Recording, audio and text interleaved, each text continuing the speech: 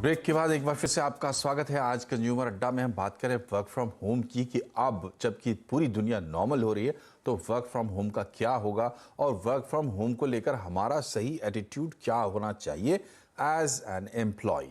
तो हरप्रीत जी, आपसे मेरा सवाल ये है कि क्या आप मानते हैं कि हर हाल में वर्क फ्रॉम होम या जैसे हम मून लाइटिंग की बात करें, इस तरीके की जो नई चीज़ें उभर कर आ रही हैं, एम्प्लॉय के लिए हर हाल में अच्छी है, ऐसा सोचना चाहिए एम्प्लॉय को, या इस पर थोड़ा एक संतुलित विवेक रखना जरूरी है? आपको क्या लगता है?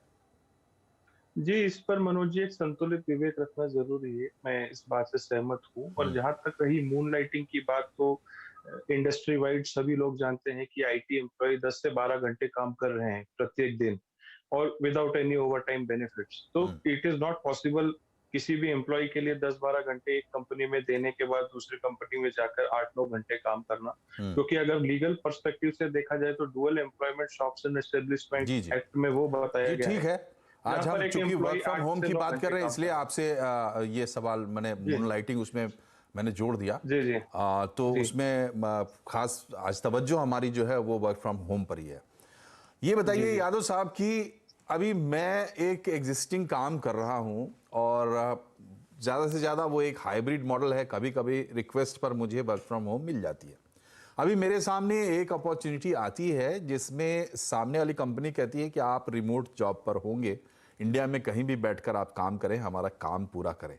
तो एक डर सा लगता है मेरे मन में, क्योंकि कंपनी से टच नहीं होगा। शायद मैं उनके साथ ऑनलाइन इंटरव्यूज करूंगा, एक आध दिन हो सकता है उनके ऑफिस तक जाऊं, तो मुझे डर लगता है। थोड़ा प्रैक्टिकल सजेशन मैं आपसे चाहता हूं, क्या करूं? देखिए ये जो कोई भी इंडस्ट्री या कोई भी जो काम होता है वो एक कोड ऑफ कंडक्ट, एक डिसिप्लिन और एक फ्रेम पर चलती है। तो हम जब किसी कंपनी में काम करते हैं तो आइदर हम परमानेंट एम्प्लॉय हैं या टेम्प एम्प्लॉय है। अगर हम परमानेंट एम्प्लॉय हैं जिसका पॉपुलेशन बहुत कम है, आई थिंक और just about 3.8 crore people are permanent employ in India, बहुत ज्यादा नहीं है। तो जब हम एक परमानेंट एम्प्लॉय है तो हमें एक सोशल सिक्योरिटी मिलती है। वो सोशल सिक्योरिटी है, पीएफ का है, ग्रेचुइटी का है, बोनस का है, आपको इन सब चीजों का इंश्योरेंस का है। ये सब चीज सोशल सिक्योरिटी मिलती है और हम उस बेसिस पर हम काम करते हैं। अब जब हम किसी दूसरे काम को अपनाते हैं और हमने ऑलरेडी कॉन्ट्रैक्ट साइन किया हुआ है कंपनी के साथ में कि मैं कोई डुअल एम्प्लॉयमेंट में नहीं जाऊंगा, मैं फुल प्लेजेड पूरी अपना जो हमारी क्षमता है, बुद्धि है, मैं पूरे तरह से इसमें काम करूंगा और 8 घंटा मैं अच्छी तरह से काम करूंगा। तो जब ये हमने साइन कर लिया कॉन्ट्रैक्ट को और कॉन्ट्रैक्ट इज लाइव देयर, तब जब मुझे कहीं से कोई काम मिलती है तो ऑब्वियसली मुझे रहेगा, क्योंकि कोड ऑफ कंडक्ट के अगेंस्ट में हम जा रहे हैं। तो शायद ये काम नहीं लेना चाहिए। हाँ, अगर जैसे हम ऑनरेरियम बेसिस से करते हैं जो अभी अलाउड है, कहीं पर हमको टीचिंग ठीक का है, मिलता है, हम कहीं ठीक है टीच यादव करते साहब, हैं ठीक या है। कहीं पर हमें चूंकि समय एनजीओ में कम कुछ है तो काम एक करना सवाल सब्रवाल साहब से भी ले लेते हैं।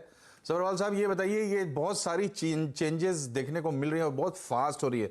हो सकता है कि उस इंडस्ट्री में ना हो रही हो जिसमें हम हैं, लेकिन ऐसा लगता है कि अगर यहाँ हो रहा है, आईटी में हो रहा है, तो कल को हमारे यहाँ भी आएगा ही।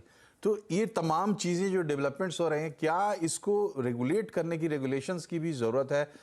मतलब फॉर्मली इसको या तो रेगुलेटर हो, या जैसे हमारे अब सरकार ने अपडेट किया लेबर कोड को, 4 लेबर कोड बना दिए, तो क्या आपको लगता है कि इसको थोड़ा सा रेगुलेट करने की ज़रूरत है, तब ज़्यादा इत्मीनान आएगा? या यूं ही जैसे होता है फ्री इकोनॉमी में, डिमांड एंड सप्लाई के फोर्सेस से तय हो जाएंगी चीज़ें?